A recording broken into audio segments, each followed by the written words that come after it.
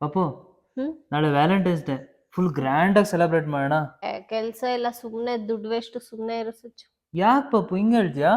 ಈಗ ಒಂದ್ ಹೇಳ್ತೀನಿ ನೋಡು, ವ್ಯಾಲೆಂಟೈನ್ಸ್ ಡೇ ವೀಕ್ ಅಂತ ಮಾಡ್ತಾರೆ, ಹಾ. ಆಯ್ತಾ? Rose day, teddy day, chocolate day, hug day, kiss day, promise day ಅಂತ ಎಲ್ಲ ಇಷ್ಟು ಅದು ವಾರ ಪೂರ್ತಿ ಸೆಲೆಬ್ರೇಟ್ ಮಾಡ್ತಾರೆ.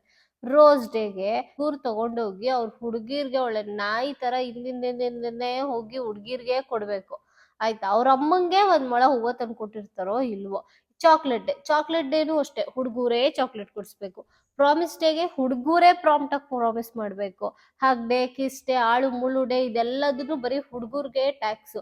ಯಾಕೆ? ಹುಡ್ಗಿರು ಲವ್ ಮಾಡ್ತಿರ್ತಾರೆ, ಹುಡ್ಗಿರು ದುಡ್ಡು ಖರ್ಚು ಮಾಡ್ಬೇಕು ತಾನೆ, ಅವೆಲ್ಲ ಮಾಡಲ್ಲ, ಆಯ್ತಾ? ಹೌದಲ್ವಾ? ಬರ್ಡೇ ಅಂದ್ರೂ ಹುಡುಗರು ಸೆಲೆಬ್ರೇಟ್ ಮಾಡ್ಬೇಕು, ಆನಿವರ್ಸರಿ ಅಂದ್ರೂ ಹುಡುಗರು ಸೆಲೆಬ್ರೇಟ್ ಮಾಡ್ಬೇಕು, ವ್ಯಾಲೆಂಟೈನ್ಸ್ ಡೇ ಅಂದ್ರೂ ಹುಡುಗರೇ ಸೆಲೆಬ್ರೇಟ್ ಮಾಡ್ಬೇಕು.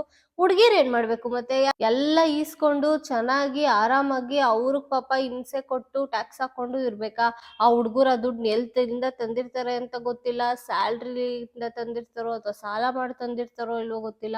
ಅವ್ರ ಅಪ್ಪ ಅಮ್ಮಂಗೆ ಒಂದಿನ ಲವ್ ಯು ಹೇಳಿರಲ್ಲ, ಗಿಫ್ಟ್ ತಗೊಂಡೋ ಕೊಟ್ಟಿರಲ್ಲ, ಇವ್ರಿಂದೆ ನಾಯಿ ತರ ಅಲಿಬೇಕು. ಕೊನೆಗೆ ಅವ್ರ ಮದ್ವೆ ಆಯ್ತಾರೋ ಇಲ್ವೋ ಅದು ಗೊತ್ತಿಲ್ಲ. ಕೊನೆಗೆ ಬ್ರೇಕಪ್ ಆದ್ರೂ ಅಷ್ಟೇ, ಆ ಹುಡ್ಗಿ ಆರಾಮಾಗಿ ಅವಳ ಪಾಡಿಗೆ ಅವಳು ಇರ್ತಾಳೆ, ಹುಡ್ಗ ಮಾತ್ರ ಬಾರಲ್ಲಿ ಹೋಗಿ ಎಣ್ಣೆ ಸಿಗರೇಟ್ ಅಂತ ಅದಕ್ ದುಡ್ಡು ಖರ್ಚು ಮಾಡ್ತಾನೆ. ಒಂದು ಹುಡ್ಗಿ ಖರ್ಚು ಮಾಡ್ತಾನೆ, ಇಲ್ಲ ಬಾರ ಖರ್ಚು ಮಾಡ್ತಾನೆ.